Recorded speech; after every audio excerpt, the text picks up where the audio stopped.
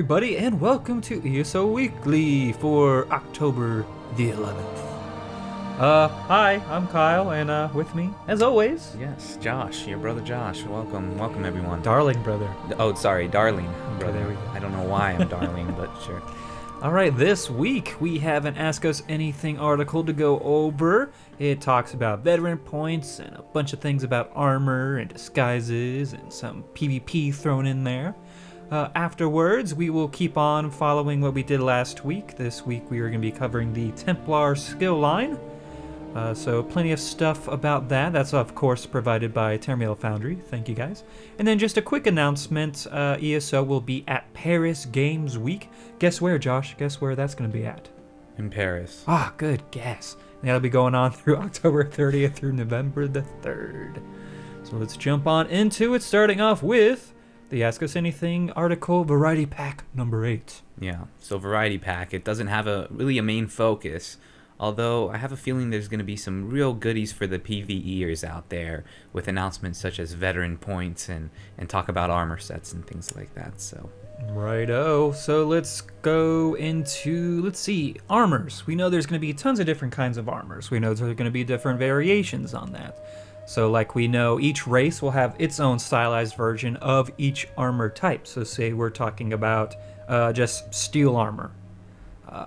Each race, 9 races, they'll all have their own unique stylized version of the steel armor. But on top of that, we've learned that as you progress through the levels, the armor itself gets more ornate as you go. So like level 10 steel armor for the orc may look a little plain, but then once you get up to level 50, you'll see a much more ornate piece. it looks like really crude. It has holes in it, and It's just ratty. like a hand-me-down armor you got from your second cousin or something like that. It's really bad. But then when you get to level 50, it's like you walk in and the angels start singing. It's so epic. So Yeah, it's all gleaming and everything. All the women are swooning around you. sure, most definitely. They also had hinted at something called tints. There's going to be different tints for armor. We don't know if this means armor dyes, potentially, or maybe it's just based on the materials you're using, because that also changes the appearance of the armor.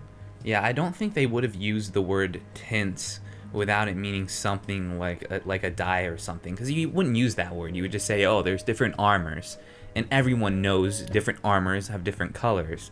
So the whole tints thing interests me. Would you like to see a dyeing system? I would love a dyeing system. A dyeing system, yeah. I think that's something they overlook in a lot of MMOs, and something Guild Wars 2 did very, very well. Yeah, I want to see a bunch of hot pinks running around and stuff like that. Except maybe for it should be based on what the armor is made out of. So if you have cloth armor, then yeah, there might be a lot of vibrant colors. But if you're talking about armors that are usually enameled, they're not overly saturated with color. It's a very dull but noticeable change of color. That's exactly right. And the reason why I wouldn't want to see like the Elder Scrolls Online take the Guild Wars 2 dye system as it is, because you're exactly right. We would see some wacky stuff that just would be a bit immersion. See some Sheogoraths running around with crazy dye combinations. Yeah, it would definitely take me out of the game a little bit to see that, but so, well, while we're still on the whole crafting thing, you will be able to go out in the world. You'll see deer and stuff like that. And some of these animals you can, of course, kill, but then you can also skin them for their crafting materials. Yeah, this topic was brought up because people love the hunting.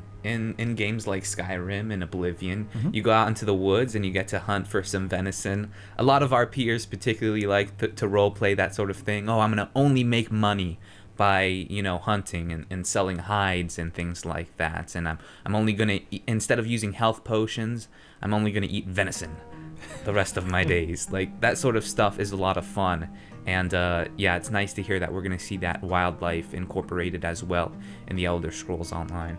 Yep. And of course we all know that we can wear pretty much any armor types we want. We can mix and match it however you want based on like passives and stuff like that you actually want. But something that they haven't gone into detail about was that there are going to be specific armor sets out there in the world that will give you bonuses based on how many of that set you have on. So there may be a 3-item set, you wear all 3 of them, and maybe it gives you something like increased stealth range or something like that. As much as I'm gonna want to mix and match, like I've always liked the battle mage character, and the battle mage in my mind is the guy with, you know, heavy armor and then like a cloth hood or something like that. I've seen way too many advantages for going for just one armor set, where before we knew there was an advantage because in the actual armor skill set line, you're going to have a bonus for wearing all of one type of armor. So if I'm dressed in heavy armor from head to toe, I'm gonna get special passive bonuses because of that. And now, not only that, but I'm also hearing what you just said right now, which is that there's also going to be armor sets which have stats where I wear 5 out of 5 and boom, I have another stat bonus. Yep. So now I'm leaning more and more towards, man, I'm kind of going to be, if I want to squeeze every ounce of efficiency out of my character, I'm going to want to go with just a pure armor set. Right. Instead of mixing and matching. You have to decide how you want to play the game. If you're going to want to squeeze every ounce of efficiency out of your character, you're not going to get to choose what race you want to be, really, because you're going to choose the race that has the best bonuses, because races have their own skill lines as well. So say if I want to be that pure mage guy in the Aldmeri Dominion, well, I kind of be stupid not to roll as a high elf, which we know are going to have the best bonuses because they are considered the best magic users in all of Tamriel. So you have to decide, okay, do I want to be the race I want to be, wear the armors I want to wear, and not worry so much about getting every possible advantage? Or do I want to squeeze every ounce of efficiency out of my guy? You know, that's a decision you'll want to make early on in the game, for sure. And yes, there will be hoods and masks in the game, but they are not releasing any details on special armor sets that might involve that. Quote, unquote, because part of the fun is discovering them. I want an awesome Dark Brotherhood like masks and stuff like that. Yeah, that's something they were talking about was the Thieves Guild. You get the Nightingale armor. Someone was asking specifically, will we have Nightingale armor? And they wouldn't say yes or no to that. Yeah, so. I think we're most definitely getting some thief-style looking armors. I mean, we've even seen it in the trailers. The Breton in the Daggerfall Covenant is always wearing that awesome gray-looking mask armor and stuff. So let's go into veteran points. Now, we have touched on this before, very shortly, I think, because it was just brought up only a few weeks ago. Yeah, only mentioned too, not really detailed. Yeah, so veteran points, think of it as experience. So, but it's only for once you've reached level cap of 50. So as you're getting up to 50, you gain experience through questing and killing foes, that kind of stuff. Yeah. Pretty much anything you do is going to get you experience points. But after level 50, instead of gaining experience, you gain these veteran points. And again, so just doing questing, dungeons, PvP, adventure zones, all that stuff, after level 50 will give you veteran points. And again, like experience, veteran points will gain better stats for you. You'll have better gear available to you, as well as giving you skill points. Additional skill points to, again, just increase... Sure, really max out your skills. character. Yeah. If you want to make the jack of all trades, you can max out every line. And that's going to be done through Sky Shards and veteran points. Yep. And in addition to the veteran points, there will be veteran ranks. So as you gain veteran points, there will be ranks you can, rank up in, which again will give you, I'm assuming there will be rank requirements for certain gear and stuff. So you won't be able to obtain that gear until you reach rank 5 of the veteran ranking system, something like that, just as an example. So interesting stuff, and looking forward to doing that. Yeah, of course, it's going to be 120 hours after starting the game. Oh yeah, that's what I'm saying, is that this reinforces the fact more and more that once you hit level 50 in this game, it really is only just beginning. That's just so opening much more. up the game, really. Yeah, I feel like that's when it really starts, is when you hit level 50, and you can go to all these level 50 plus zones and work on your veteran points and all that. Yeah, there's going to be a lot of hours lost there. A lot of stuff. Soul gems. These, how were soul gems used in Skyrim? Was it just for enchanting? Yeah, they were used in enchanting and to recharge your enchanted items. Okay. Soul gems in ESO will actually, I think, solely be used to resurrect either yourself or allies. I think the soul shards are the things that are used for enchanting in this game. I'm not quite sure on that, but I'm pretty sure that's correct. But anyway, soul gems are used to resurrect yourself or fallen friendly players. Soul gems can be refilled using Soul Trap, which I believe is in the Mages Guild. I'm not positive on that, but I'm pretty That sure would it's make the Mages sense. Guild. It has to be somewhere where everyone can access Right, it. So it exactly. makes sense for it to be somewhere in the Mages Guild. And something we'll actually get into later on today, but wasn't mentioned in the article, the fact that there are some skills or skill lines that will actually help with the whole resurrecting thing. So, for instance, the Templar has a passive skill that's called Master Ritualist. That's in the Restoring Light skill line in the Templar. And that gives you a chance of not consuming one of those soul stones, or soul gems, sorry, when you resurrect a player. So there's things like that we might see other things like that throughout the other skill lines, but it's just interesting that there are passives and stuff like that that will help people resurrect. Well, it's interesting that they took this direction with the soul gems. You know, we haven't seen soul gems used this way in past installments of the Elder Scrolls, which I absolutely don't mind because I think it was an excellent idea to use this concept of, yeah, this item contains a soul in it. That's pretty cool, and you can use them to resurrect fallen allies. It gives us the ability to where anyone could resurrect fallen allies, which isn't always done in a lot of MMOs. You know, usually that's reserved exclusively for the healer type classes. Especially if you're in combat too, which I think doesn't have an effect in this game. Really? Yeah. Okay.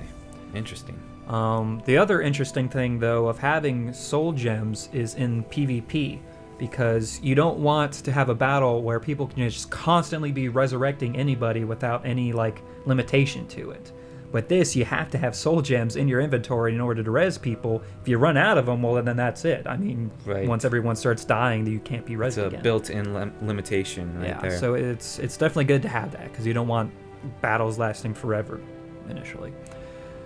Summoned creatures haven't always had the best usage in like PvP scenarios in past MMOs. Because you could ignore them so easily. Pretty much. You really could. Just You would kill just the go main after, guy. yeah, just go and after the then player. The summoned creature will die once he dies. Yeah, but in ESO, we'll see that they have other benefits besides just like dealing damage or something like that. So they will be good to have on your skill bar to take up one of those slots. An example they gave was the Winged Twilight. It can not only deal damage, but it can also heal or buff magicka regeneration on people around you. Disguises. Besides the disguises, which we know already can change your appearance, which is you can use either just in town to look different, or you can actually use it to infiltrate places throughout PvE areas. There will also be spells apparently that can drastically change our appearance as well. Not much more detail than that, but might be interesting to see what they're gonna take on this. What's that guy from Game of Thrones that can change his face? Valamagulis. It's right on the tip of my tongue. Whatever. Jaqen H'ghar, I Oh, think it is. yes, Hagar. Jaqen H'ghar, I Jagan think it's like Hagar. that. Jagan Hagar or something Wow. like that. Yeah. Wow. But we can live out that fantasy. That sounds cool. Yeah. Yeah, can we just like swipe our hand across our face and it changes? Yeah, that's going to be interesting. I wonder if those are going to have any advantages in PvP, because that's where I feel like this question was coming from, the way the guy worded it. Was like, I want to be able to infiltrate actual keeps of these enemies looking like one of them. And I mean, MMOs have done it before. I've seen it done in World of Warcraft, for example. There was some sort of trinket you could have that could disguise you as a member of the opposite faction. It's a very interesting concept. It'd be very interesting because you feel like a whole group of like 30 or something that are doing that, and the enemy alliance doesn't realize that those aren't actual friendlies, and they're rushing in there. All of Yeah. a sudden, boom! Hey, Trojan horse kind of thing. Right. That's why if they had that sort of thing, it definitely needs to have some balancing, because it Yeah. could be crazy and very confusing for everyone. All right, so we know that Cyrodiil will be separated into campaigns, so think of it as just multiple instances of the same exact map, just kind of layered on top of each other. I only bring this up because your account cannot have multiple characters in different alliances and also be in the same campaign. Yes. Yeah, so if I have an orc on, the Daggerfall Covenant, I also have a High Elf on the Aldmeri Dominion on the same account. They cannot be in the same campaign. Which totally makes sense. I mean, you know why this is, right? Well, yeah, so you can't just like do insider trading kind of thing and say, oh, by the way, they're attacking this or they're planning on doing this or something like that, giving away tactics. Yep, tactics, and because you get a ton of players that will go, oh, the Daggerfall Covenant's losing. I'm just going to jump over to my Aldmeri Dominion character and play on him, you know? That's something that happens a lot in other games where there is that whole idea where you could just jump onto another character and play as the opposite faction. Yeah. You know? And also, there will be special campaigns as well. Some of these you'll see will have particular rules like higher ranks. So you have to have a particular rank in order to get into this campaign. So that means you'll be fighting people with an equal skill set to yours. So if you're just poning noobs all the time and it's no fun to you anymore, I don't see why I would. I don't know. I would have fun doing that. I feel like that would not be. If you want a challenge and you want to fight with people the same skill level as you, then there will be campaigns for that. The Uber campaigns. The campaigns that Josh and Kyle will never make it to. Yeah, pretty much. And that was it for that article. So let us know what you guys think about this tidbits of information that have been released this week. Let's go into the Templar skill line. My fellow holy warriors, my paladins. Are we going to end up both of us playing a Templar? That's going to be funny. Yeah, I don't know. You've been leaning more and more towards it lately, and I've always said I wanted to be kind of like a battle mage type dude, and I feel like the Templar gives me that paladin feel that I'm looking for. Yeah, the Templar is a very well-rounded class because it can do both melee attacks, ranged attacks, it has heals, and crowd control in it. Yeah, I mean, it looks like, and the more we read this, the more you guys will realize that, I mean, it could be that tank just as easily as it could be that healer or that caster mage damage dealer, so. I definitely see this class being for those that want to be a jack of all trades. The druid of ESO. Basically, yeah, pretty much. And I also see them being the favorite for healers because they have a dedicated skill line just for healing, and none of the other classes have that. Although you most certainly don't have to be a Templar to heal because we have the healing staff skill line in ESO, you're definitely going to have some serious advantages coming as a Templar healer because there's a whole line dedicated to you. Exactly. So let's go into it, starting off with the Adric Spear skill line. This is, again, itself just a very versatile skill line because it has both offensive, defensive, and crowd control abilities. So we're not going to... Is it more melee for the most part? I mean, it revolves around... Most of its abilities, at least from what I was reading, revolve around the spear idea. So, you know, there's not going to be a spear skill line in ESO, and spears are something people have always asked for in, like, Oblivion and Skyrim. But if you're looking for the spear, like, gameplay style, the Templar with their Adric Spear skill line has some, like, javelin throwing abilities as well as just some stabby with the spear, so... So we're not going to cover every single skill that was mentioned in the article on Tamriel Foundry, but we will cover some of the ones that kind of just stuck out for us. So let's start off with Piercing Javelin. This seems to be the bread and butter for this skill line, because not only does it damage the foe, but it also knocks them back. Yeah. So it's a very versatile thing. Healers might want to use it just to keep people away from them, and also just... DPSers will want to use it because it's a good knockback. It, again, keeps them away if you're trying to be one of those ranged DPS players. Yeah, I could see this as being great if you're trying to stop somebody from getting to an objective or something in PvP. Or maybe you just want to catch up to them as well. Yep. There is Focused Charge. This one is your gap closer. This one allows you to charge up to an enemy, also interrupts spellcasting, and deals damage. So a very versatile skill there. Probably one of the openers people will want to use. Because like someone's like, oh, they're too far away to reach me, and all of a sudden, boom, they're right there in their face. You see some mage powering up some hard-hitting ability, and then nail him with this charge. Exactly. You'll be mad. And then there is the defensive skill called Sun Shield. This one's very good for a tank because it basically mitigates damage. It absorbs it, and it also recharges it whenever it gets hit. which is also an interesting thing. The only downside of it is that you can't regenerate magicka while it's in effect. And also keep in mind we don't have the durations for these skills yet, or how much damage they do and how much it costs to cast it. We don't have any of that information. These are just basic tooltips. Some of the passives here are Piercing Spear. This is very cool because it actually penetrates through blocking targets to deal more damage to them. Yes, penetration, always good. And also increases the critical strike chance. Wow, I just got that. You're gross. And I love how you're just set on your path, man. You just keep going, and then it registers. That's great. Yeah, and then Spear Wall. This is good for tanks because it increases the amount of damage that you can block. All right, tanky. Yep. I'm definitely gonna dip into that if I go the PvE route. Faux show. Now let's go into Dawn's Wrath, the ranged DPS skill line. These seem to do, I guess it would be fire damage because they all seem to have to do with the sun. Yeah, this one surprised me. I don't know, for some reason I wasn't expecting the Templar to have like a DPS caster skill line. This is a guy that's wearing robes, sitting in the back lines, casting spells and stuff, which is interesting, and dealing a whole lot of damage from the looks of it. A lot of AoE stuff in there too. Yep.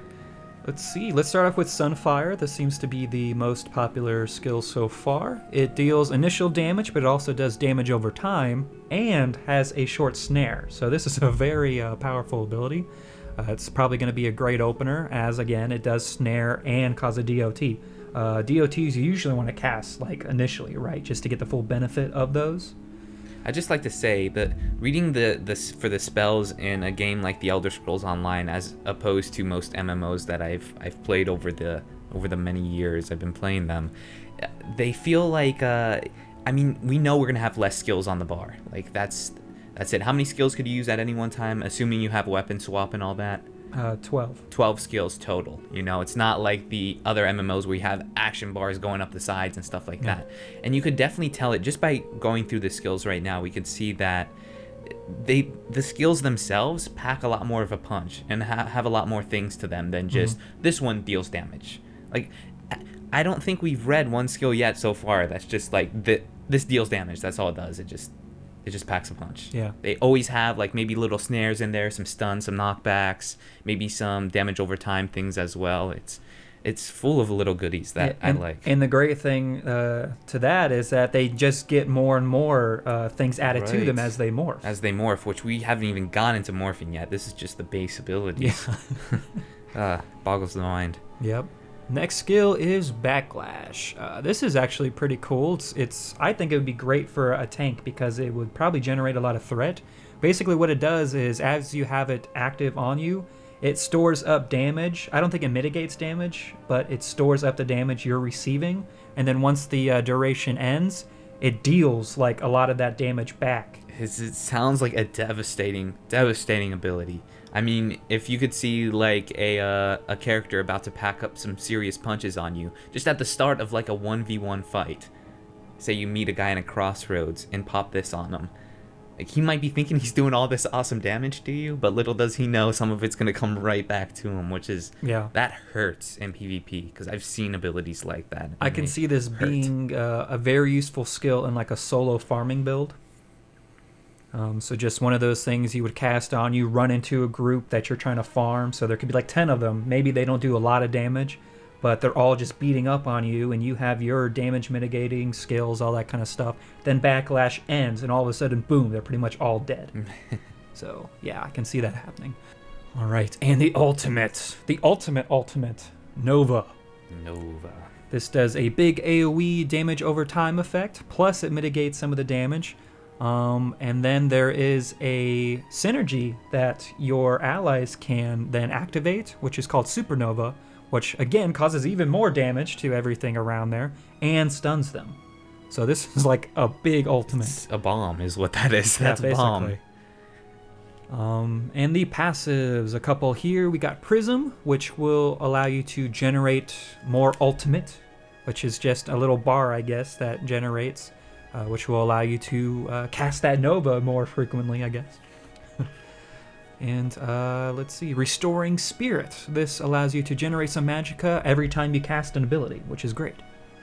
Just think of it as like mitigating the cost of all of your abilities, I guess.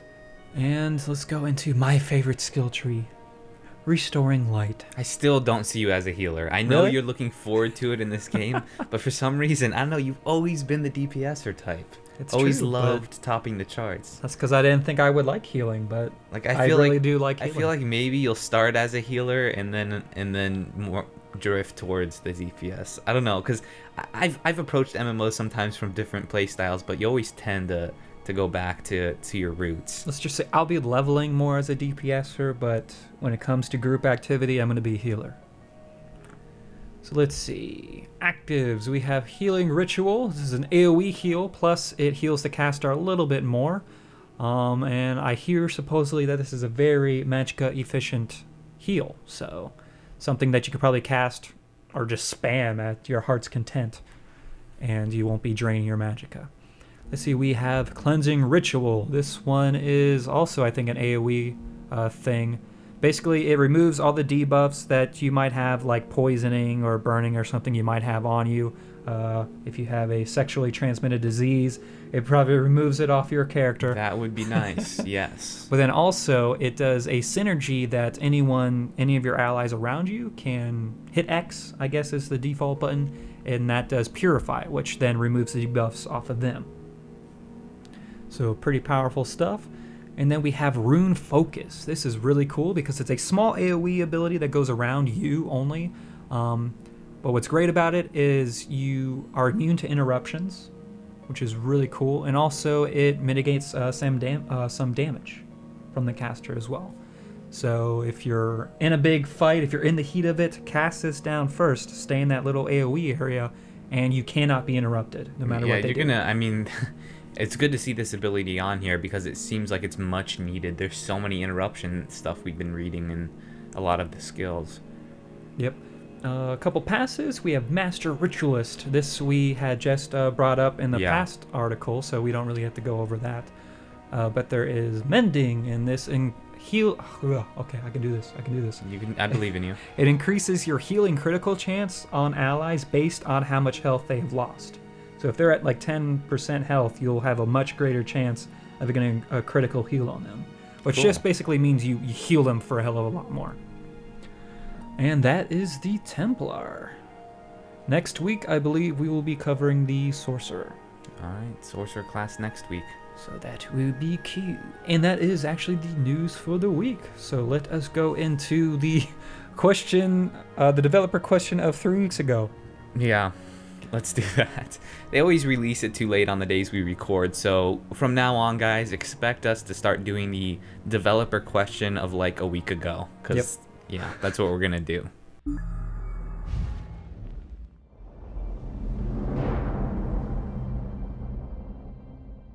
Hi, my name's Eric Bakutis, and I'm a lead content designer on the Elder Scrolls Online. This is your question of the week. While scouting in Cyrodiil, you come across a group of 3 enemy soldiers camped around a fire. You have the element of surprise on your side. The first soldier is in plate armor and wields a staff. Another's in robes and has a bow. The third is in leathers and wields a 2-handed axe. How would you go about dispatching this group?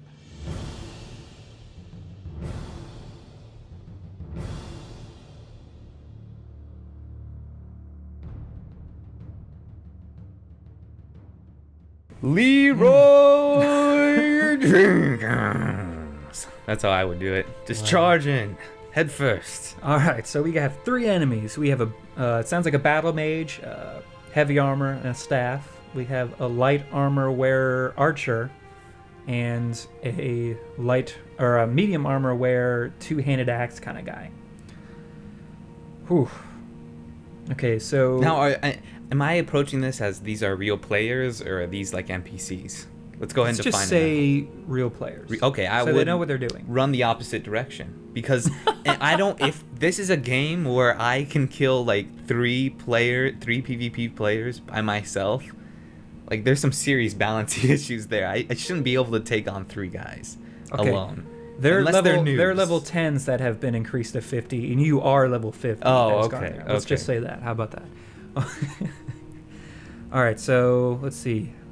The battle mage, I think they can probably take more blows, but they can also deal a lot more damage as well. So they're going to be pretty powerful. Would you want to take a weaker person out first, out of the equation? I look for do any of these guys look like a healer? But there's one in robes, I wouldn't but he think has a so. bow. So I'm going to go for the squishiest one first. Because you always want to attack the weakest Okay. link. So And you would then go for the light armor wearer archer. light armor wearer archer, and then once I kill him, hopefully the other two would be like so scared they just lay down their arms and then Wow, that's proclaim not me gonna their happen. emperor. Okay, so what else would you take out after that? Then we have a person that you know is going to have a huge ass stamina pool and that big, huge war axe. Would you kind of just want to kite him around while you're taking out the battle mage? I think that's what I'd probably do. Sure. So we're just going to go with in order. We're going to take out the archer, then we're going to take out the battle mage, and then we are going to take out, hopefully he hasn't killed us yet, that huge stamina pool battle axe guy. The battle axe guy. Yeah, he's been just chopping on our back the whole time with his We've been meat cutting him cleaver. around and snaring him behind just to keep him out of the equation. All right. I would hide in the bushes and throw a rock. And then he'd go, "What was that?" And then he'll go off and look for the rock, and then I throw another rock and his other buddy walks off, and then I can deal with them all because they've all kind of separated now. Yeah, we'll go with that. I went for the Far Cry approach. All right. And that is it for the question of the week. So let's go into our community segment, starting with the Shadiance questions. First one is from, okay, it's either Jean Lewis or Jean Louis. Which one do you think it is? Let's go Jean-Louis. It's fancy. Alrighty. Hello, Shoddycast. I was wondering if anything about the Akaviri, as in the people of Akavor, is going to appear in the Elder Scrolls Online. Thank you for your time. I hope so. That'd be awesome. They've always they have like the Asian culture, the Akaviri guys, and I definitely don't want to visit Akavir in the Elder Scrolls Online because I've always said Bethesda should be the ones to do that sort of thing. Yeah. But I would love to see some Akaviri influence in Tamriel and maybe even fight some of these guys. Very cool characters, very cool armor sets as well. So if it's going to happen, it'll probably be in the Ebonheart Pact side, probably, because they're the ones that always see the front of it. They get the invasions and stuff. It would make sense the Ebonheart Pact would see it. So answer is, we don't know, but we hope so. Yeah. All right, next one is from Sean. Hello, Shuddycast. I was just looking at Tamriel Foundry and what skill trees they have available for the sorcerers of ESO. I noticed that they only have lightning-based skills, i.e. Storm Calling Tree for sorcerers, with the other trees being Dark Magic, which seems to be a mixture of Conjuration with vampiric abilities like Life Drain, and Daedric Summoning, which is Conjuration. In all test games, as a sorcerer, the developers have allowed us to use not just lightning-based spells, but also pyromancy and cryomancy, or ice and fire magic, with each having their own attributes, with ice magic being effective against melee opponents since it drained stamina, and lightning for attacking other mages since it drained magicka, and fire for the extra burn dot, adding strategy to the games when fighting your opponents. I'm not entirely sure how skill points work in ESO, since I believe they said the class you pick you don't necessarily have to be, or something along those lines. So does that mean if I want to be a pyromancer destruction user in ESO, I would have to level my points as a Dragon Knight, since that's where all the fire-based skills are? Or does that mean that destruction users in ESO will be limited to only lightning and whatever element their staff is until future expansions where they might add new trees or classes? Thank you for your time. Yeah, so I think his first concern was the fact that he was looking at the sorcerer and seeing, like, as far as destruction magic goes, only seeing lightning. Right. And the answer to that right away would be the destruction staffs, which the destruction staff alone has its skill line, but we have different types of destruction staves. We have the ice destruction staves, we have the lightning destruction staves, as well as the fire destruction staves. And all those, from what we've been seeing so far, do in fact have their own unique style to them. So in Skyrim, we saw whenever we were channeling, say, a frost type spell, we would see snares. Like, it would seriously slow down your enemy if you hit them with a frost spell off in a distance.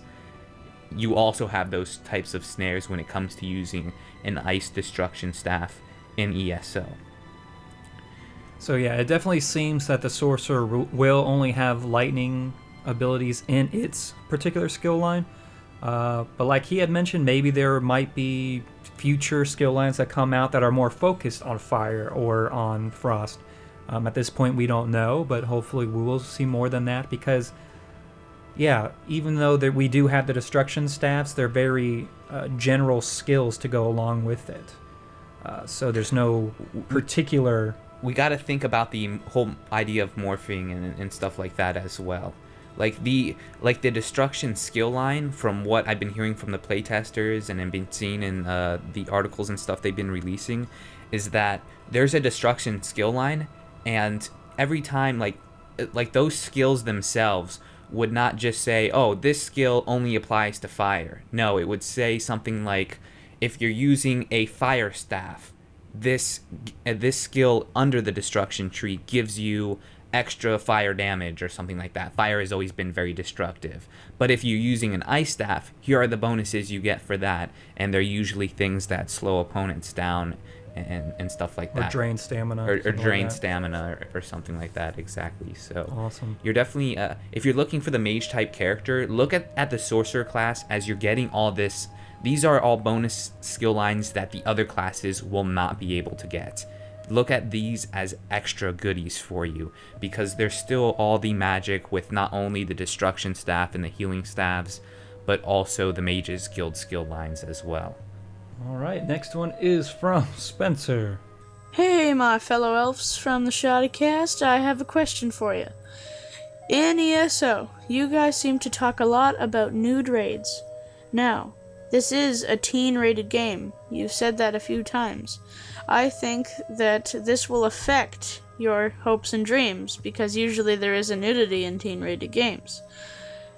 Do you think that this may not be an option to strip down naked and run around killing people? What are your thoughts on this? Keep up the great work, and of course, for the Queen! For the Queen! That was awesome. Okay, so nude raids. It is something we've talked about, right? Because we're gonna have the official guild of the Shoddy Cast, quite a few members in there, hopefully, and running new raids through Cyrodiil would be a lot of fun. But yeah, when we say nude raids, we don't mean completely nude. It's more like never nude. So you'll still have underwear on. Obviously, they're not gonna show boobs and stuff in this game. But yeah, when we say nude raids, we just mean no armor on. yeah. Indecent raids. We're going about it in an indecent way. Yeah, this is PG nudity. Yeah. So, in our skivvies.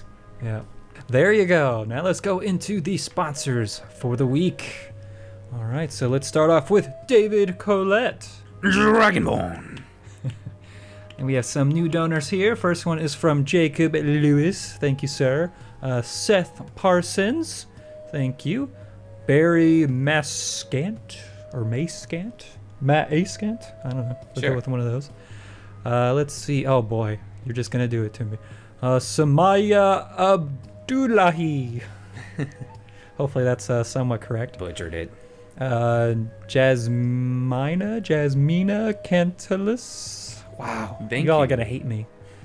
Alex Sotelo, I could say this one. Yeah, And very he is close to Yes, Dragonborn. very close to Dragonborn. So maybe next week we'll get another one of those Dragonborn things.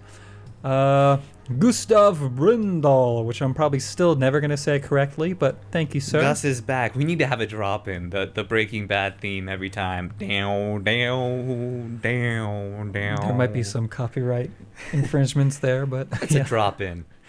next one is from Kaylee Deneron, maybe. Timothy Ellis. RK. You remember the old man. And he says, stuff like that weekly skill tree analysis is what keeps us watching. Great idea. I actually stole it from Tamriel Foundry, but that's okay. Thank you. Totally stealthed that one. The man with the long name, Michael Anderson Peterson, but we just call him Mike. And I guess we're both to say this in Norwegian. Oh gosh. Vi Shadikas og vi elsker Elder Scrolls. Mike, that was from did Mike. we say something like, we're the Shoddycast, we're stupid, and we like the Elder Scrolls? I think it's like we are Shoddycast and we love Elder Scrolls. Something Oh, like okay. that. See, I was thinking bad, but Michael has been called by the Greybeards. He is no longer a mere mortal. No, henceforth you, sir, are Dragonborn. Lovely. James Shaw has a donation, and he says the caravanners of Elsewhere welcomes new Khajiit to their caravan.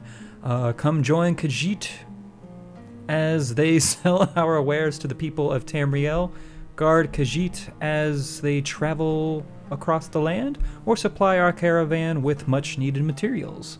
May coin flow through your hands like the shifting sands of Elsewhere. Join today at caravannersofelsewhere.guildlunch.com. Another donation from Michael Patterson. Dragonborn. And he says, we, the Sons of Sithis, have been funding our new website, which we would like to announce. Let people know that they can check us out at ourdreadfather.engine.com. And a new donor here, James Butler. And I guess his alias name is Lord Wenchmore of Morrowind. Yeah. And Travis Patillo. Oh, Travis, off in the distance you can hear them calling. The Greybeards have called you to High Hrothgar. You, sir, are Dragonborn. Hate you. That always means more editing. for me. Sorry. And he says, Milosh thanks you for the great content. Who's Milosh? Is that you? Yes. I don't know. I think Travis is Milosh. But that is it for the sponsors of the week. If you would like to be a sponsor for the Shoddycast, head over to our website, shoddycast.com, and on the right-hand side, you will see a donation button. Click on that, and if you donate $10 or more, you can leave a promotional message for us to butcher through, as we did today. I just want to say thank you to everyone, because even though we didn't quite meet our $5,000 goal, I'm sure we will later today.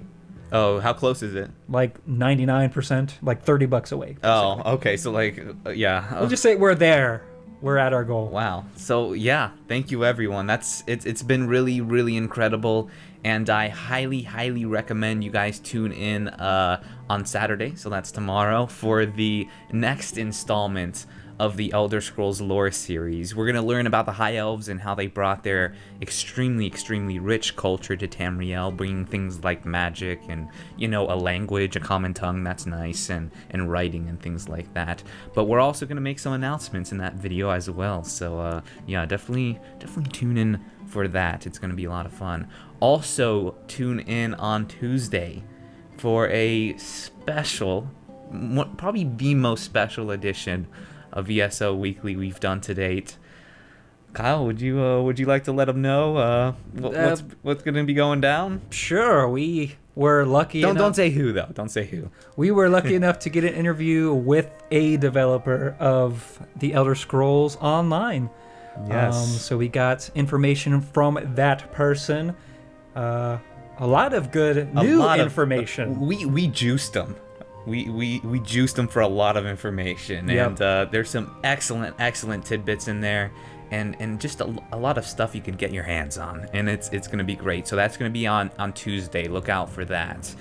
It's probably going to be a longer episode too, probably around like an hour or something like that. So. But it's all good, so you better watch it all. Yeah, it's great stuff. Those developers, man, you can really tell they're gamers themselves, and they love what they're doing. Yep.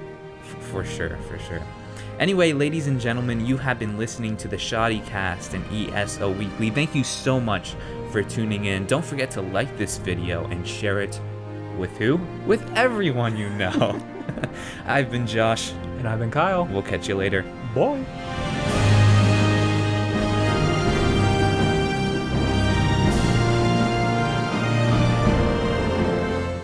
Yes, Mike loves books and loves the Shoddycast too.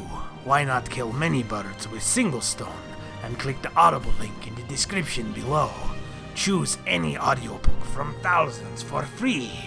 You must trust Mike on these things.